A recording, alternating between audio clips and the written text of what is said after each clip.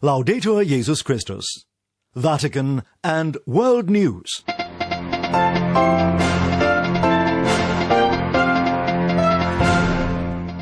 In the headlines this Wednesday, November 25th, as the Ethiopian Prime Minister rejects calls for dialogue in escalating Tigray conflict, church leaders in the region appeal for peace.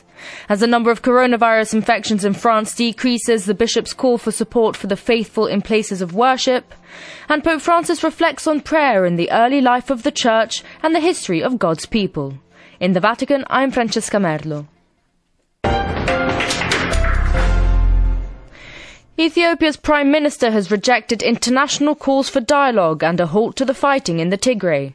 Violence erupted in the region a month ago between Ethiopian government forces and Tigray militants, causing hundreds of refugees and strong fears of an escalation to war. Nathan Morley reports. Prime Minister Abiy Ahmed's office urged the international community to refrain from what they described as any unwelcome and unlawful acts of interference in this conflict. The statement came just hours before a deadline for the surrender of the Tigray People's Liberation Front, or TPLF, expires, after which federal troops have been ordered to attack its capital. Just 2 weeks ago, Abiy Ahmed deployed the National Army on an offensive against local troops in Tigray after accusing them of attacking federal troops. He said the military would bring an end to the fighting in the region and remove its leadership, which his government considers to be illegal. Now his forces are swiftly approaching Mekelle, a city of 500,000 people. As it stands, the TPLF still refuses to surrender its rule. The group said its forces would stand firm as soldiers continue to dig trenches and prepare fortifications. Over the last few weeks, thousands of people have died and more than 30,000 refugees have fled to Sudan. Reports now suggest this conflict is already spilling into Eritrea and destabilizing the wider Horn of Africa. The United Nations, for their part, are hoping to raise $200 million to cover food, shelter and other urgent needs of refugees, with plans to help up to 200,000 people over the next 6 months. Officials in Addis Ababa, the Ethiopian capital, have described the offensive in Tigray as a law enforcement operation which aims to remove treacherous rebel leaders and restore central authority.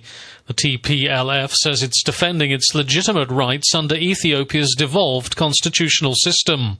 The UN Security Council scheduled, cancelled, then rescheduled its first meeting to discuss the situation on Tuesday as African and European nations argued over holding a debate. The EU, which is a major donor to Ethiopia, also expressed concern at the situation. For Vatican News, this is Nathan Morley reporting. Meanwhile, the bishops of Eritrea have appealed for peace in Ethiopia's troubled Tigray region, stressing that there are no winners in war. Father Benedict Mayaki tells us more. The bishops of Eritrea have expressed their deep sadness over the conflicts between Ethiopia's federal government and the regional government of the Tigray state. They are appealing for peace and a cessation of the destructive hostilities. In a recent statement, the Eritrean bishop said that war is anti-life and anti-development. It kills, maims, destroys, displaces, and sows lasting grievances among people. This, according to the bishops, is why Pope St. John Paul II said that war does not have any meaningful value and is always unjust. The bishops further pointed out that the consequences of war are a self-evident truth to the world, especially to the peoples in the Horn of Africa. Nonetheless, conflict sadly persists unabated. Outlining the pillars of peace as truth, justice, love, and freedom, the bishops stressed their importance to the situation.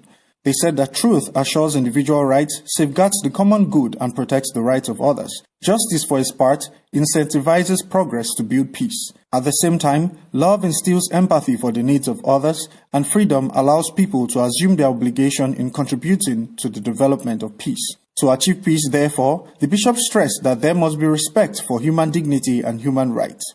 In this regard, peace and truth become connected through the transmission of true and correct information and a transparent democratic process that guarantees the participation of all citizens. Tensions escalated in Ethiopia's Tigray region in August after the Abiy Ahmed-led government rescheduled national elections till next year because of the COVID-19 pandemic. Tigray leaders, alleging that the postponement was the Prime Minister's strategy to prolong his stay in office, organized their own elections in September. The Ethiopian government, in retaliation, placed sanctions on the Tigray state and on the 4th of November announced a military offensive against Tigray. So far, several hundreds have been killed in the violent conflict and over 200,000 Ethiopians have fled for their lives into neighboring Sudan. I'm Father Benedict Mayaki. Today marks the International Day for the Elimination of Violence Against Women. The day was established in 1999 by the General Assembly of the United Nations and is held every year on the 25th of November. The day is also known as Orange Day because the colour orange is recognised across the world as that chosen by the United Nations gender equality body UN Women to symbolise a future without violence against women. This date was chosen to commemorate the brutal killing of the Mirabal sisters, political activists in the Dominican Republic. On the 25th of November 1960, they went to visit their husbands in prison, where they were stopped on the road by military intelligence officers. They were tortured and killed, and their death was made to seem like an accident. It was immediately obvious, however, to the public that the Mirabal sisters had been murdered, and the ensuing rebellion soon led to the death of the country's dictator. The sisters became symbols of both popular and feminist resistance. France will start to ease its COVID-19 lockdown this weekend ahead of the Christmas holidays, but in a statement, the French Bishops' Conference has expressed disappointment at measures concerning the resumption of public worship and is calling for clarification on the matter. Lydia O'Kane reports. The worst of the second wave of the coronavirus is over. Those were the words of French President Emmanuel Macron as he gave a televised address to the nation on Tuesday evening. But he also warned we must do everything to avoid a third lockdown. With that in mind, he said restaurants, cafes and bars would stay shut until January the 20th to avoid triggering a third wave. This gradual easing of curbs means that from Saturday, November the 28th, shops will reopen following a month-long lockdown imposed on October the 30th. In mid-December, the lockdown will be lifted if the number of new cases has fallen to around 5,000 a day, and people will be free to travel across the country to see family and friends over the Christmas period. Theatres and cinemas will also be allowed to open their doors again. France registered over 9,000 cases on Tuesday and crossed the 50,000 deaths milestone. However, not everyone is happy with the new arrangements. The French Bishops' Conference said in a statement the announcement of a resumption of public ceremonies with a maximum of 30 people was both disappointing and surprising. The statement went on to say that the matter was discussed in a phone call between the French President and the President of the Bishops' Conference, Archbishop Eric de Moulin-Beaufort. The Archbishop tweeted on Tuesday evening that Catholic voices were not heard and the conference was asking that the measure be revised.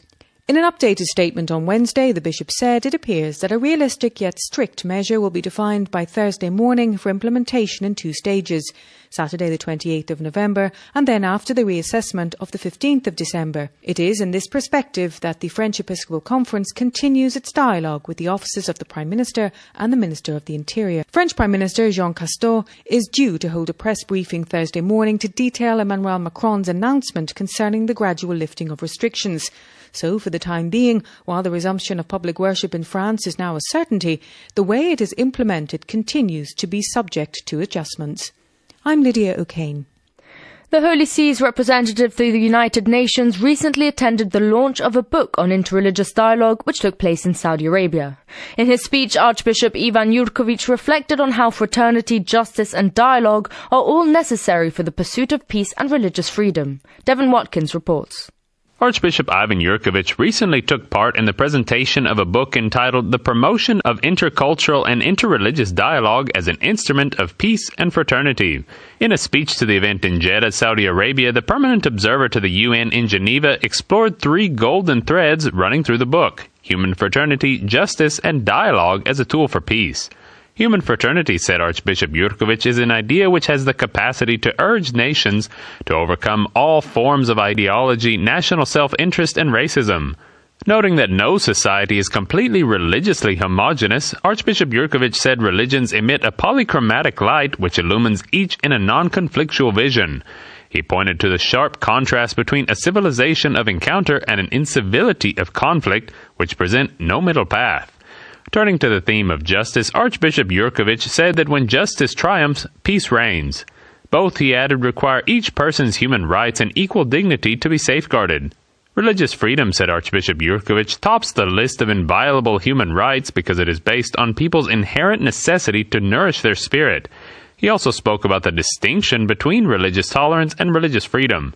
Tolerance, noted the Vatican representative, has a negative connotation of putting up with others' differences rather than appreciating them in mutual respect. He said a more fruitful path may be the dynamic concept of human brotherhood. Archbishop Jurkovic then described how dialogue provides the basis for the pursuit of peace. Mutually enriching dialogue, he said, means all parties have the right to speak and the duty to listen. He said dialogue is possible because every person is imbued with human dignity and inspired with a ray of truth. Human dignity permits dialogue, he said, while the pursuit of truth makes way for an authentic encounter between various religious confessions. Dialogue, concluded Archbishop Jurkovic, is therefore the main instrument for achieving peace and fraternity and ultimately makes God present in any human encounter. I'm Devin Watkins. And finally, at the general audience on Wednesday, Pope Francis turned his gaze to the prayer life of the early church as he continued his catechesis on prayer. Christopher Wells tells us more. I primi passi della Chiesa nel mondo sono stati scanditi dalla preghiera. The Church's first steps in the world were interspersed with prayer, the Pope said. The writings of the New Testament, and especially the Acts of the Apostles, gives us the image of an active Church on the move. Ci restituiscono l'immagine di una Chiesa in cammino. Yet, which gathered in prayer, finds the basis and impulse for missionary action. The Holy Father pointed out 4 essential characteristics of ecclesial life drawn from St. Luke's account in the book of Acts. Listening to the Apostles' teachings, which involves preaching and catechesis, the continual quest for fraternal communion, the breaking of the bread, the Eucharist, which is the sacrament of Jesus' presence among us, and prayer, which is the space of dialogue with the Father through Christ in the Holy Spirit. Anything that arises outside of these coordinates, the Pope warned, is deprived of a foundation, deprived of ecclesiality. When these 4 characteristics are present, however, it is a guarantee of the Holy Spirit. Pope Francis said, reading the Acts of the Apostles, Scopriamo allora come il potente motore dell'evangelizzazione siano le riunioni di preghiera. we discover what a powerful driving force of evangelization the prayer gatherings can be. In prayer, he explained, we experience Christ's presence among us and are touched by the Spirit. Prayer, the Pope said, immerses Christians in God's love for each and every person and provides the missionary impulse to preach the gospel to every human being. God is God for everyone, the Pope said, and in Jesus, every wall of separation has definitively crumbled. The exchange of love, God's love for us, and the love he asks of us in return, is the mystical root of the believer's entire life, Pope Francis said. And both for the early Christians and for Christians today, prayer enables us to live that experience. Pope Francis said, it is only in the silence of adoration that we experience the full truth of these words. And this prayer is the living flame of the Spirit that gives strength to witness and mission. E questa preghiera è il fuoco vivo dello Spirito che dà forza alla testimonianza e alla missione. I'm Christopher Wells.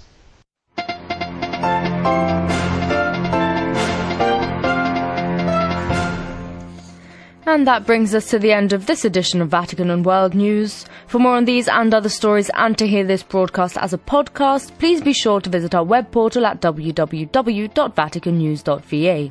Many thanks go to Vincenzo Prodo in studio. In the Vatican, I'm Francesca Merlo.